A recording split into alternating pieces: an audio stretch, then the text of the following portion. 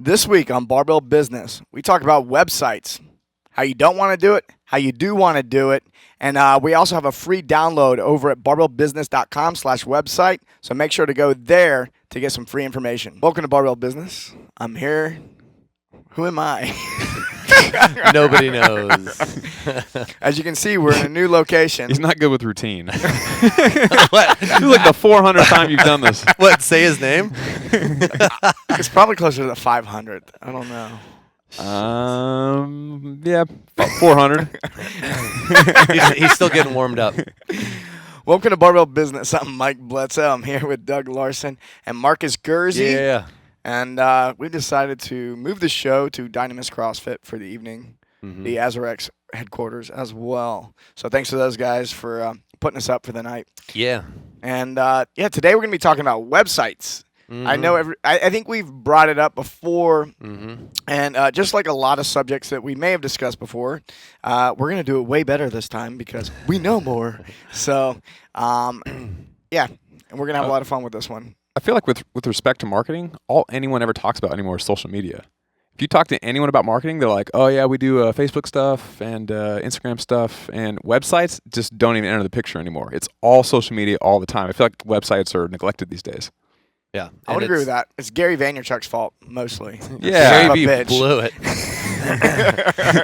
No, and I think it's because it is such a key part of the formula, but it's not the starting point for most. You know, when most people are looking up your business and like kind of initially validating like, is this legit? Is this, how professional is this? Which is kind of like the secret checklist that's going on in their head. They check your website, and that's really kind of where the whole like initial perception of value and like professionalism comes from, and not your social media thread, right? Well, one thing I want to mention about the social media, I think the reason people focus on that so much is because they feel like they have control over it.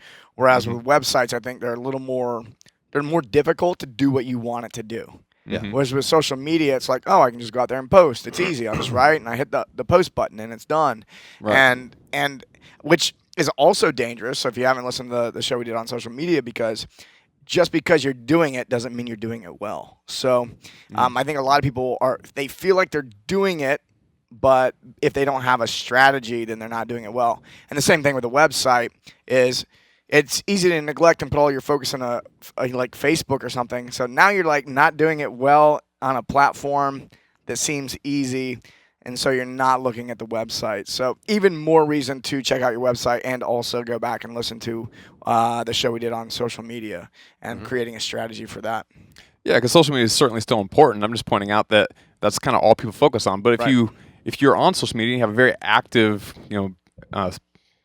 presence, if you will, on social media, then where are you going to drive people? You're going to be driving them to your website, more than likely. If you're looking for new prospects, you're probably going to be driving them. You should be driving them to your website. And if your website isn't modern and kind of looks like shit, and it doesn't really work well on tablets or on your phones, it's not mobile friendly, then people are going to judge you based on what your website looks like. Like if I go to a new town or new city, I'm looking for a gym to train at for for the weekend or whatever. Like I Google and then I look at a few different places, and I just harshly judge the gyms on what their website looks like. If their website's super cool, I'm like, oh, this gym looks legit. If their website looks like it's like 10 years old, I'm like, oh, these guys can't be that great.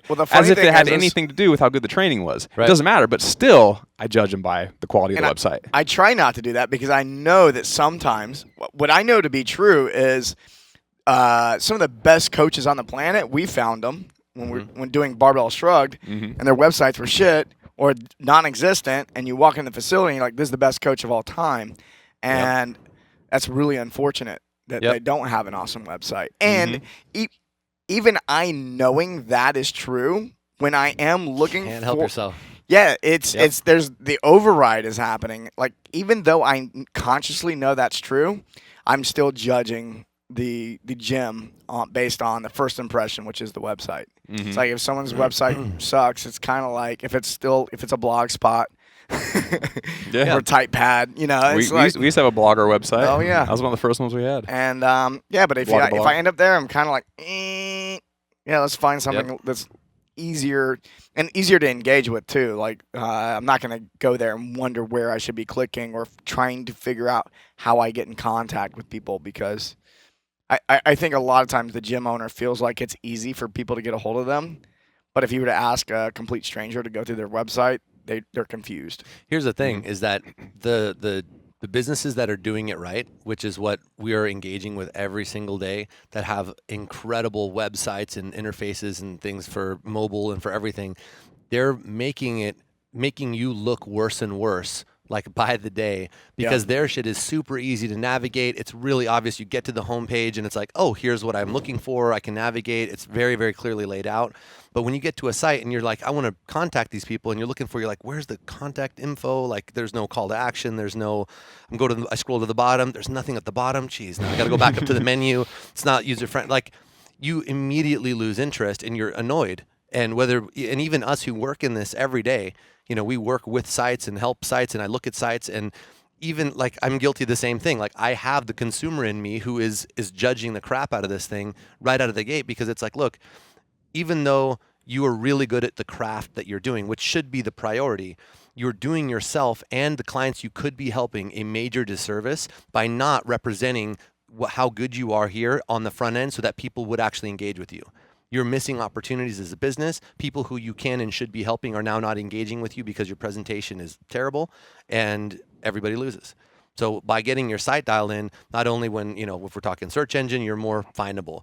Then it's when they get there, does it look professional? Does it look really good? And there's so much to be said about that first impression, because people's attention span and that judgment call that we all make is happening faster and faster and faster. So you want people to, whether they're looking you up on their phone or on their iPad or on their desktop, that it's right to the point on like, wow, this looks really good. That's really easy to navigate. That's clearly laid out. Like, you have to keep kind of like checking the boxes as people are engaging with it, like one step further, because you'll lose someone at the drop of a hat the second something doesn't work or is like wacky, or it's like on their phone, they're clicking at that doesn't work, close it, move on. And I see it happen all the time. The bounce rates are then crazy. Yeah. Like I'm not what I would call a feeler. What's a bounce rate? It's when you drop a ball on the floor.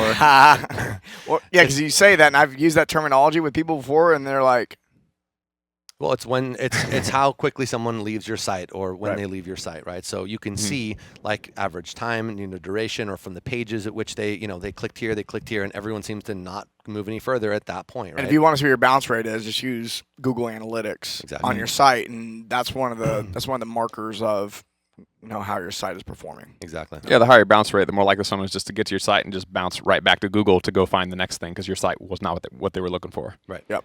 Yeah. What I was about to say was, I'm not really a feeler. It's been a skill that I've been trying to develop. When I see something brand new, like to pay attention to what my initial gut response is. Where I don't know if I wasn't really born like that, or if I just repress that side of me where I'm kind of more logical, analytical, and I'm a thinker. And so I'll dig into the details on something and then decide after I have as much information as possible if it's what I want. What was the relationship with your mom like?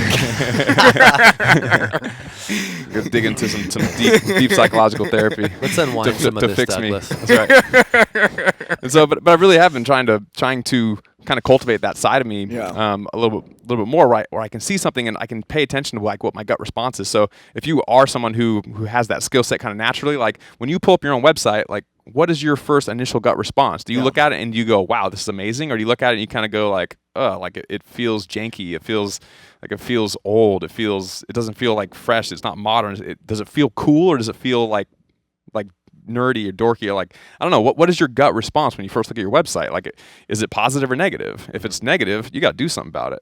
Yeah, and I think a lot of people, it's easy when you're not an expert in the thing that you're doing to have the gut reaction of, I know it's not good, but I don't know what is good, or I don't. Yes. I mean, that's common with a lot of things that I'm not good at.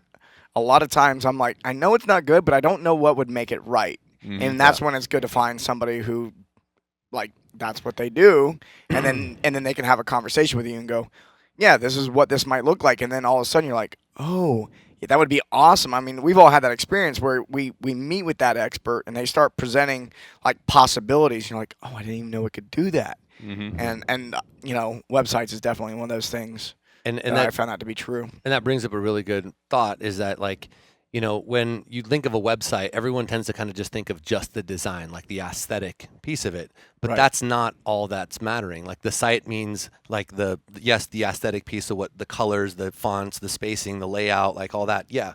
But the other piece that's really, really important is the content. Like, what's the story that you're even telling?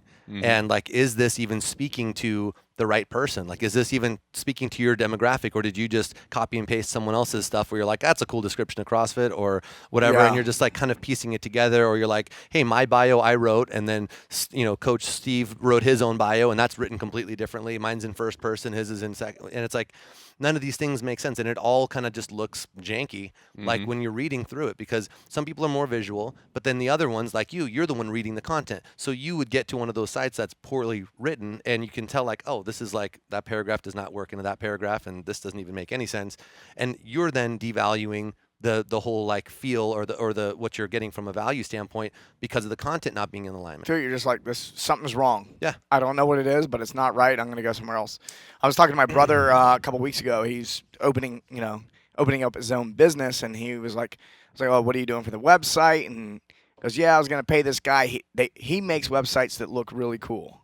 I was like, is he a marketer?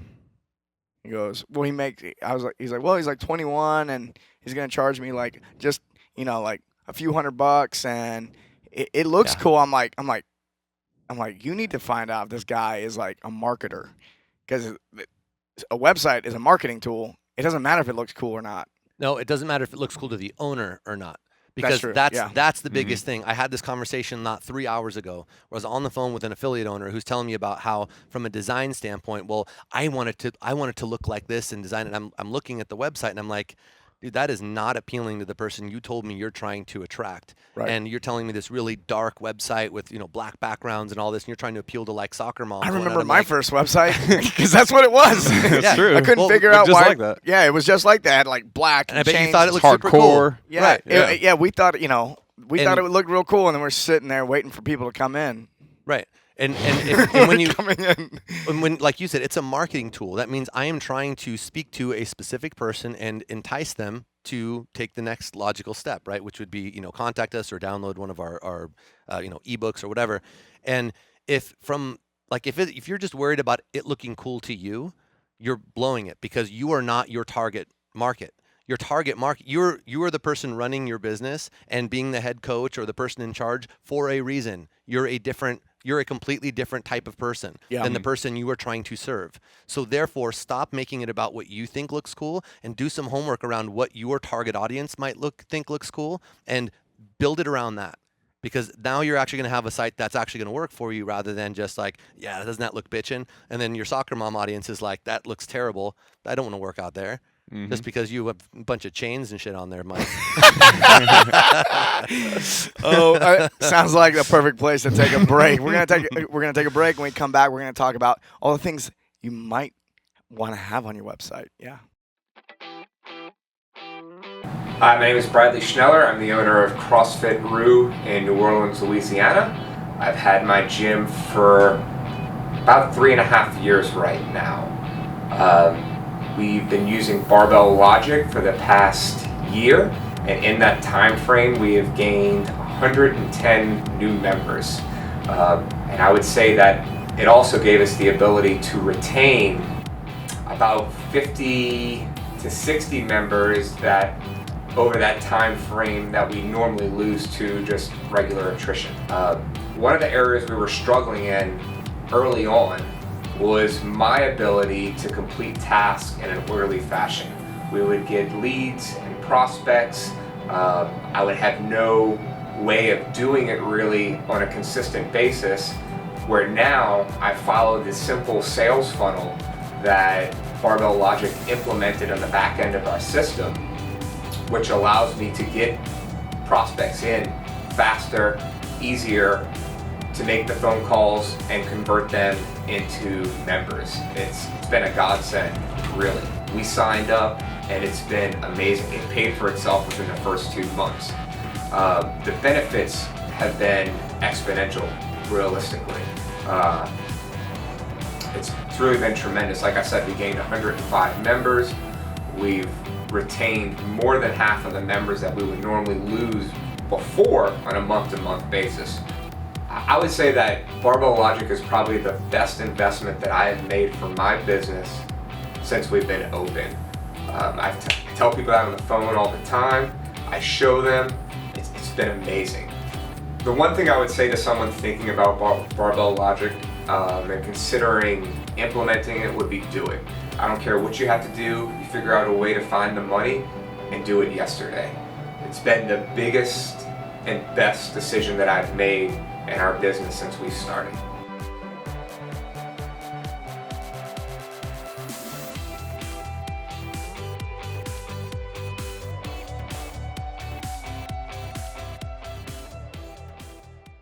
Yeah, we're back. And we're back. Talking about the old websites. And one thing, I think we were on the break, we were thinking about how to approach this. And quite simply is if you just go check out CrossFitcom, you'll notice that, I haven't been there in a while. But when we go there now, it looks much different than even a year ago. Yeah, probably about a year ago. I started looking at CrossFit.com in 2006, and it was pretty much the same thing until 2014, 2015. Yeah, about a year ago, and then they really revamped, and now it looks beautiful versus what, which was when they first launched, it was just a basic blog site, which was totally fine in 2006, 2007. And, it was all around the content and the workout of the day being posted and all that, which was great. But, they left it like that for a long time. And I know there's, I think, a story to that on the back end with personal relationships, which is all good. But they have really stepped it up. And it is now a beautiful, really well put together website. The message here is that it's no longer okay to say, CrossFit.com's got this old, crappy blog website, and what does it matter? Because it does matter. Even they stepped it up. They're a huge company now. The workout of the day is still on there. It's not the primary feature. But they're also not a gym, so it doesn't. Yeah. They're not a gym. Their why, the reason the site exists is very different than why your site exists. Yes. So you have to take that into consideration as well. So anytime we just start copying other people, we got to figure out what their why might just be different, in which case everything changes. Mm-hmm. Yes, exactly. Yeah, today's the first day that I actually had seen the upgraded CrossFit.com site. I figured it was just the same. It was the same for so long. You just kind of gave up. Yeah, I didn't know why it was It's just the never same gonna forever. change. I figured they just liked it. Everyone was comfortable with it. Everyone knew what to expect, and so they just left it the way it was. But I like this upgraded version. It's fucking really sexy. Yeah, it looks That's a nice beautiful. site. Yeah. So we were talking about what is it that the gym website should have, or what really makes a great website versus what are things you should be looking out for. Mm-hmm.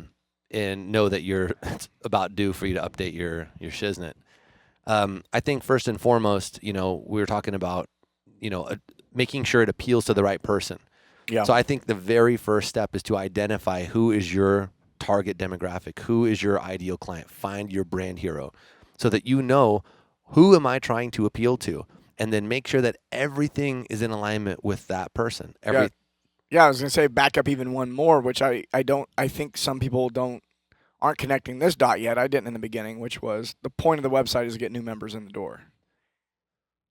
Like sometimes people just have a website because they're supposed to have a website.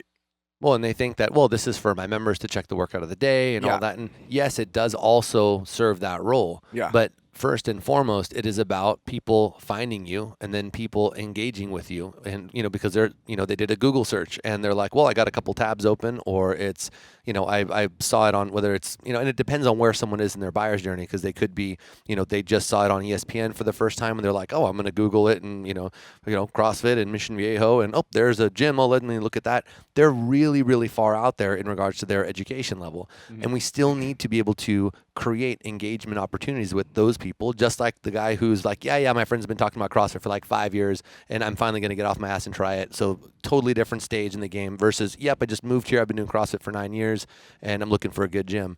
These are all potential candidates for your gym that you need to consider when you're building your site. So I think you start with, okay, so who am I trying to appeal to? And yeah, there is another step even before that, but I think that just is getting clear in regards to your vision for your business and understanding like who do I want to and who can I serve best, right? Who is my ideal client? Like who am I going to have the most leverage with? What kind of people do I enjoy spending my time with? What kind of people can I really help a lot, right? Using like my talents. And based on that, you need to say, okay, so that means, and you've done the math saying, okay, I can build a business around that. So that means I want to target these types of people. Now, everything needs to be influenced by that. So from the imagery, so from the, from the aesthetics, from the people in the pictures that you're representing to, the language that you're using, the content and from videos and all of that needs to work around that and be appealing to those people. And then you take it to the next step when you say, okay, now how do I engage with people at all of those various different stages?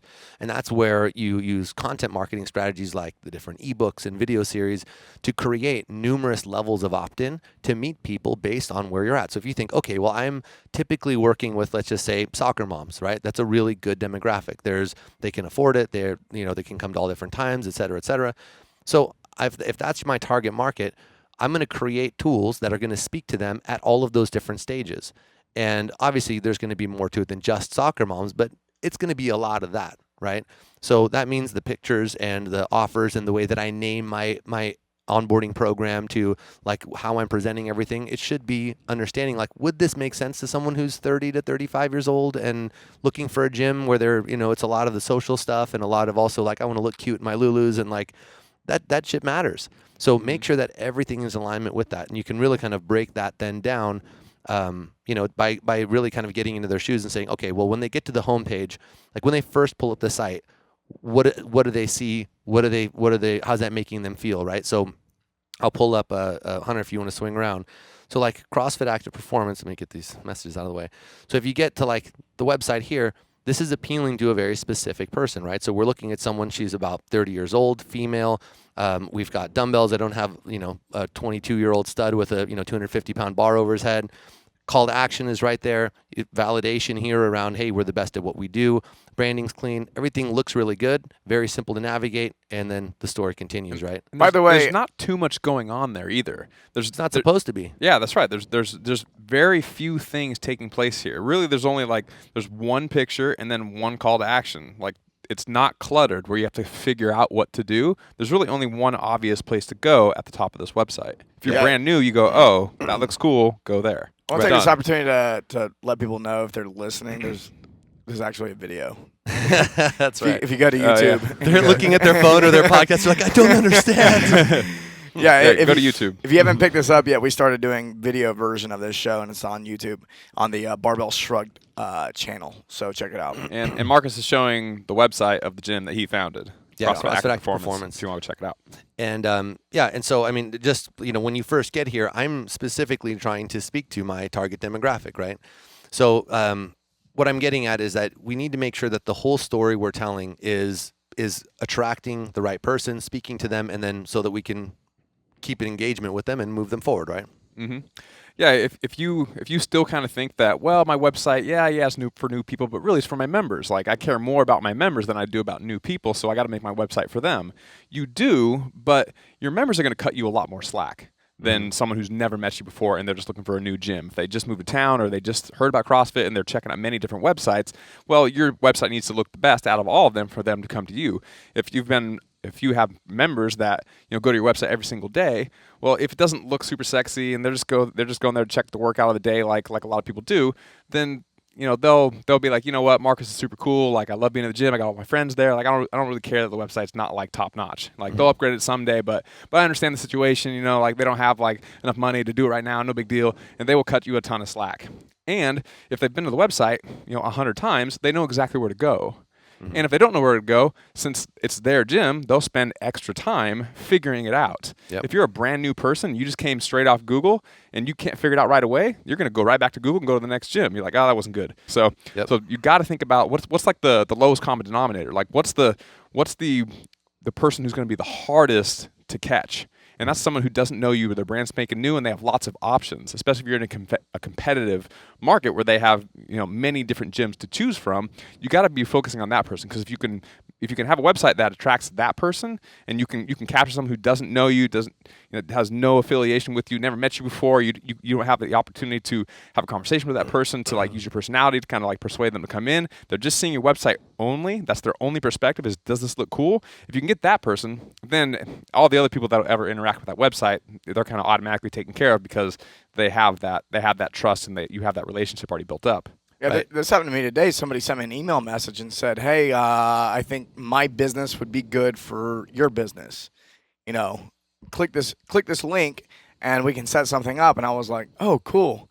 Like, I'm gonna click this link, and I had this assumption running that I clicked the link, and within 30 seconds, I would have like an appointment set, and everything would be hunky dory. Like, it'd be great.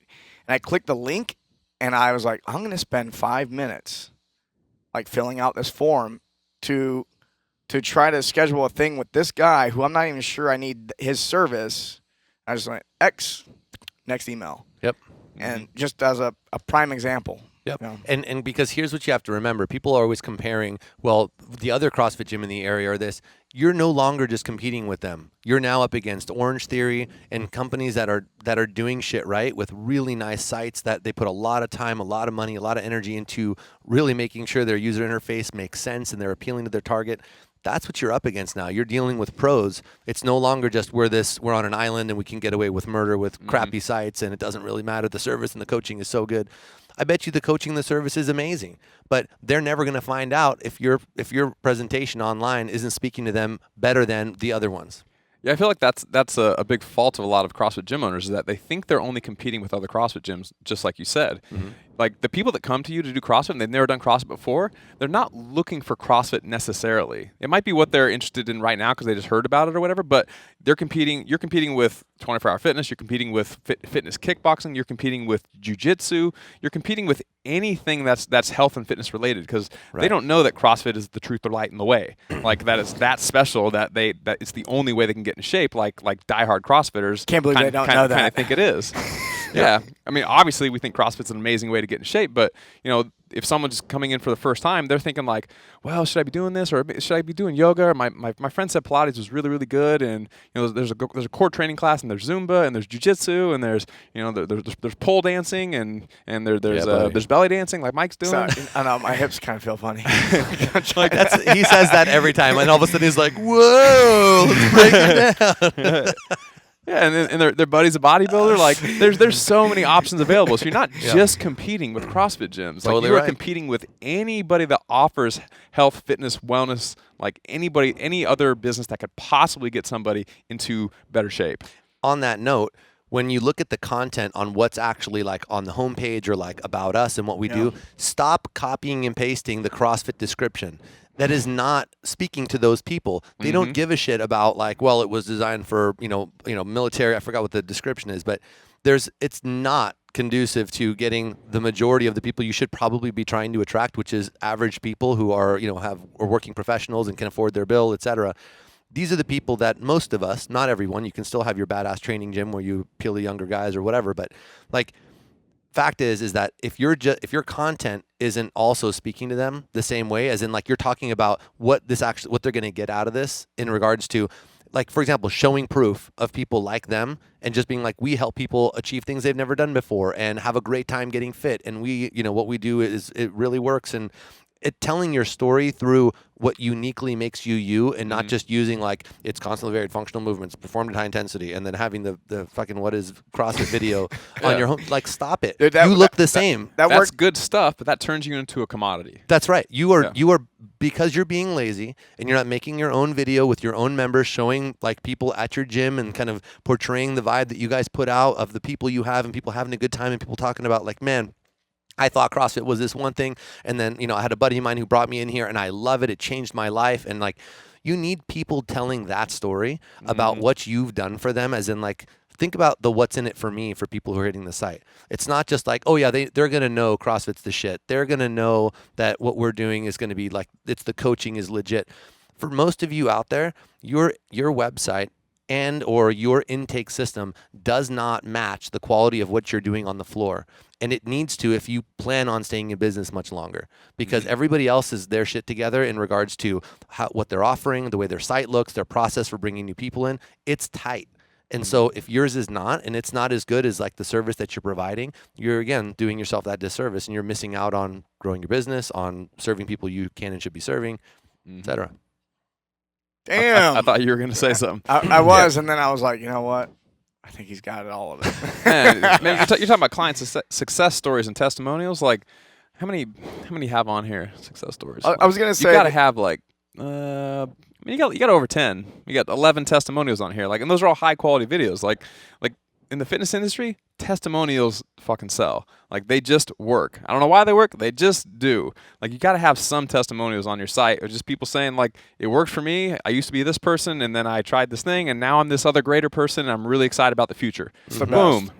Yep. It's the best. You got to do it. And if you can, it's not that hard to do.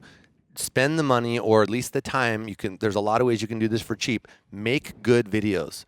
Make as much good video content as possible. So for your testimonials, don't just have a picture of a before and after of someone like, have it be a video. Let people notice like, oh, that person looks and sounds like me, or like, I want to look and feel. That's like someone who's my age, or like, holy shit, like that looks like someone I went to school with. Some of the technology with cameras right now is getting ridiculous. Yeah. Like, you can spend less than $1,000 and have a setup that Looks pro. It's 4K. If you already own a gym and you already have a membership base, if you have over 20 to 30 people, like, there's somebody in your gym that knows how to do enough video to where they can clip together a testimonial video for you. Yeah, like, it is not complicated video mechanics to make that happen. Yeah, somebody's a video nerd. For sure. And remember, you don't have to be a great editor, because I think people aren't necessarily so afraid to shoot it as they are to like edit it and make it look cool. There are services like Monkey Reel, who we had on a show like maybe 6 months back with Justin Ross, where you don't need to know how to do any of it. He'll literally tell you, hey, shoot me something like this, like this, like this, send it to me, I'll pimp it out. And he sends you a video. Him do it. Yeah, he's done it. We've seen him do it with our clients, for Logic clients. We've worked with him in many different ways. And it's really easy to look really professional, and you could be shooting this stuff on your iPhone. Yeah. And it's just a matter of get the lighting right, get the audio right. It's not that hard. It's like a 1-page PDF he can send you on like how to get it right. And think about like what are like the key media points you need to have. One, put together a nice promo video that you can put on your homepage that, like I said, it like shows people having a good time. Weave in a couple of video testimonials of people who are your target demo. Then do video testimonials, which you can use on their own page, and you can have more elaborate videos. Another cool one to do is to do like coach bio videos, so where the coaches are kind of introducing themselves, makes them feel like normal people and being fun, and also, hey, this is the cool things I've accomplished. Like, people are getting used to like very rich media like as the norm. So if your site is not interactive, or you have no original like good video content, you are already behind. Put a little bit of elbow grease. You can do this stuff on like over a weekend by shooting a few good things and putting it together, sending it out, or having a buddy edit it or something, and make your site look really, really good. Instead of just a picture, put a video. And now people are going to be engaging more, because the more that they are talking, or not talking to you, but seeing you talk, seeing you do your thing and all that, it's building trust. It's building the relationship, whether they know it or not. When they watch a video, they feel like they get to know you. When someone is kind of shopping gyms, they're like, well, this one's just got a bunch of static pictures. It looks kind of boring. And this one, I feel like I've got a connect. They may not even realize it, but they have a connection now with the other gym. So your site needs to obviously look nice, but load it with the good stuff. Yeah. All right, next point. What is the next point? Be mobile responsive. So if you're logging in on your iPhone or on an Android and it's all clunky, that's not good, because I think over half the I know on our sites over half the people visiting on mobile are not using they're not looking at from a desktop from work or anything like that. They're on their phone. So if it doesn't work on phone, well, you have a real problem. Well, and think about too how like when do a lot of people have time to like flip through like their social or their whatever? Usually when you're maybe you've got some time to sit on the toilet or whatever. And the red light, through, right? But then that's when oftentimes they may see something like that. They may click through on something, and the reality is yeah, more than half of the people are now coming to your site from some sort of either a phone or a tablet, and it's no longer just like 2 sizes. It's now like a gazillion configurations. So it now needs to just be flat out like responsive. So no matter what shape or size someone is looking at this from, that it always looks good. It always needs to make sense. It can't look fine on desktop and then it looks kind of wonky on an iPad, but it looks great on an iPhone again. Like, it's got to look legit at all different stages. So how things stack up, so that when it starts to shrink down, it's like, well, does the image go on top? Does it go on bottom? Like, it may seem like, oh, that doesn't matter. It does matter, because again, it's someone's experience. They don't know that like this looks completely amazing on their 24-inch iMac, but it looks terrible on their iPhone. You're never going to get a chance for them to see it. Yeah, I know some people that have older websites where they look at the website on their one single browser. Maybe they're looking at it on Safari, and it looks good on Safari, but it doesn't quite look right on Chrome, and it doesn't quite look right on Opera or whatever. And then same thing with the phone. Like, it's not mobile responsive. Yeah, forgot about remember that one. Remember that? I used to use Opera all the time. And but it's not mobile responsive. What about they look on their phone. AOL? Yeah, they look on their phone and they're like, well, it doesn't look too bad on my phone. Well, you have one of many different types of phones. It might look okay on your phone with that whatever browser you're looking at on your one phone, but if you haven't looked at it on many different phones, like, it might look completely different on, if you have a iPhone 6, it might look completely different on Droid or whatever. All I do is iOS. I don't even know what they're called. But yeah, we've gotten too lazy. You got to check multiple different devices though. Like, if it's mobile responsive, it should look the exact same on all tablets and on all phones and on all browsers. But a lot of websites do not look the same across many different platforms. Yeah. Last thing. When was the last time you updated your website? Has it been longer than 2 or 3 years? That's pretty much a guarantee that it's time to upgrade or make some changes or something like that. If it's been longer than, I would say, we were talking about this, around 24 months is when you should be at least planning the next website, what it's going to look like, how it should be. And there are trends in websites and designs and styles. And if someone has seen a certain style of website a million times, it kind of gets old. They just kind of like, they're not seeing it when they're on it. And that's why there's trends, and people just kind of like, there's different types of clothes out there for every season. So if it's been 2 or 3 years, that's an automatic. You should check it out. If you've never really thought about who you're actually targeting and you've never set up a lot of things we've talked about, you should look into it again. Make sure to go to barbellbusiness.com/website, and we're going to give you a bunch of information. There's a bunch of stuff to download. We're going to put a video up there and just kind of walk you through exactly how you can build your website and everything your website should include if it's going to do the best job possible. That's it. That's it.